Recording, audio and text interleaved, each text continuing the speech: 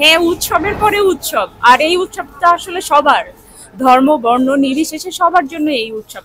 বর্ষবরণ উপলক্ষে আমি বাড়ি থেকে এসেছি, শুধুমাত্র এই বর্ষবরণটা মিস করতে চাই না। এই ঈদের পরে আজকেই এই মাত্র আমি এসে পৌঁছালাম বাড়ি থেকে। শেষ মুহূর্তের প্রস্তুতি বেশ জমজমাট। আমাদের হাতে কিছু কাজ বাকি আছে, সেগুলো আমরা আজকের মধ্যেই শেষ করে কালকে সকালে একটি জমজমাট র্যালি উপহার দিতে পারবো।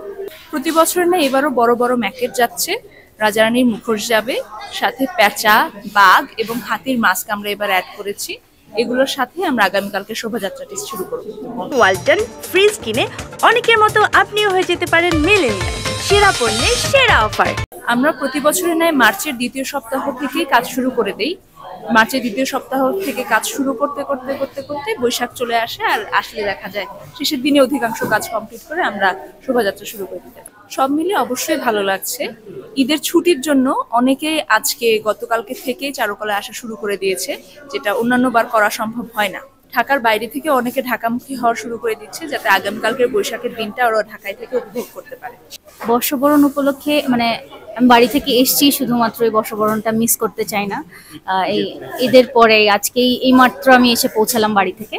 তো চেষ্টা করছি যে আমি আমার জায়গা থেকে বা সবার জায়গা থেকে আমরা কোনো কন্ট্রিবিউশন কাজ করে যদি এই দিনটাকে উদযাপন করা যায়। এবং আমাদের মোটোটাই তো সবসময় হয় যে সমস্ত খারাপ শক্তিটাকে বাইরে ফেলে রেখে আমরা যাতে সামনের দিকে এগিয়ে যাই, একটা শুভ কাজ নিয়ে, শুভ মন্তব্য নিয়ে, শুভ চিন্তা নিয়ে যাতে আমরা বছরটাকে শুরু করতে পারি। তো সেটার জন্যই আমরা সবাই মিলে এখানে চেষ্টা করছি। খুবই ভালো লাগছে। প্রথমে মনে হচ্ছিল যে ঈদের কারণে হলেও হয়তো বা এবারের বর্ষবরণটা আমাদের একটু হয়তো বা পার্টিসিপেশন কম হতে পারে মানুষের, কিন্তু এটা একেবারেই মিথ্যে কথা। আমাদের ধারণাটা ভুল হয়েছে, কারণ ঈদের জায়গায় সবাই সেভাবেই উদযাপন করেছে, বাট বর্ষবরণের টানে সবাই কিন্তু চলে এসেছে। এবার স্ট্রাকচার এসছে অনেকগুলো, আর মেইনলি আমি ছিলাম মাস্কের রুমে। তো আমি মাস্ক করেছি, পেঁচা করেছি, হাতি করেছি। রাত পোহালেই বৈশাখ, আমাদের প্রস্তুতি অলমোস্ট শেষ। আর স্ট্রাকচার কিছু বাকি আছে, ওটাও শেষ হয়ে যাবে আজকে রাতের মধ্যেই। তো আশা করি আমরা সকাল 9টার মধ্যেই সবকিছু তৈরি করে আমরা মঙ্গল শোভাযাত্রার জন্য প্রস্তুতি গ্রহণ করে ফেলবো। হ্যাঁ, উৎসবের পরে উৎসব। আর এই উৎসবটা আসলে সবার, ধর্ম বর্ণ নির্বিশেষে সবার জন্য এই উৎসব। তো সেক্ষেত্রে মনে হয় যে মানুষের সমাগমও বেশি হবে, আমরা আশা করছি। আমাদের প্রস্তুতি বলতে গেলে প্রায় শেষের দিকে। এখন যা হচ্ছে সব হচ্ছে আমাদের একদম লাস্ট মোমেন্টের জন্য যা করা যায় আর কি। আমাদের এখন মাস্কের প্রোডাকশনও বেশ আছে এবং আমাদের কেনাকাটাও বেশ ভালো যাচ্ছে। আর এছাড়া এমনিতে আমাদের স্টলগুলো খোলা আছে, পেন্টিং গুলো বিক্রি হচ্ছে, প্লাস এখানে যে সরাচিত্রগুলো আছে, আমাদের বিভিন্ন তুহিন পাখি পেঁচা মাস্কগুলো, এগুলো আসলে খোলা থাকবে রাত্র পর্যন্ত। তো আজকের দিনটা আসলে খুবই ব্যস্ততার মধ্যে দিয়ে যাচ্ছে। আমাদের সরাচিত্রগুলো হচ্ছে আমাদের 700 টাকা থেকে 2000 টাকা পর্যন্ত আছে।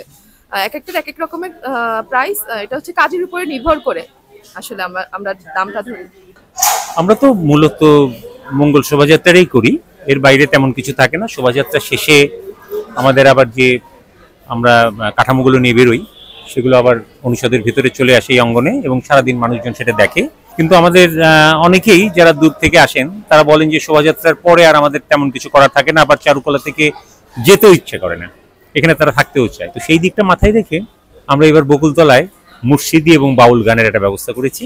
আর এবার কাঠামোগুলো যেগুলো আছে এবং তার বাইরে আমাদের স্কুল ঘর সহ রাস্তার ধারের যে দেয়ালটা, এগুলোতে যে ছবি আঁকা হয়েছে খেয়াল করবেন, সেখানে আমরা আমাদের যে রিক্সা চিত্র ঢাকার, সেটাও তো 2023 সালে ইনটেনজিবল হেরিটেজ হলো। এর আগে যখন শীতল পার্টি হয়েছিল তখন আমরা শীতল পার্টি থেকে মোটিভ নিয়ে কিছু করেছিলাম।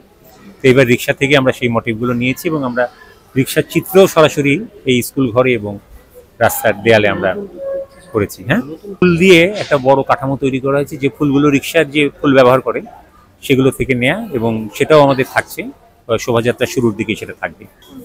আমাদের প্রস্তুতিটা দুই ভাগে আছে। একটা হচ্ছে আমাদের যে জিনিসগুলো নিয়ে আমরা শোভাযাত্রা অংশ নিব সেটার একটা প্রস্তুতি, আরেকটা হচ্ছে যে জিনিসগুলো বিক্রি করে আমাদের এই শোভাযাত্রার খরচ উঠবে সেটা আরেকটা প্রস্তুতি। তো ওই প্রস্তুতিটা আগে শুরু হয়, যেগুলো যে বিক্রি করে, কারণ ওইটা বিক্রি হতে থাকে আর ওই টাকাটা দিয়ে আমাদের এই কাজ চলতে থাকে।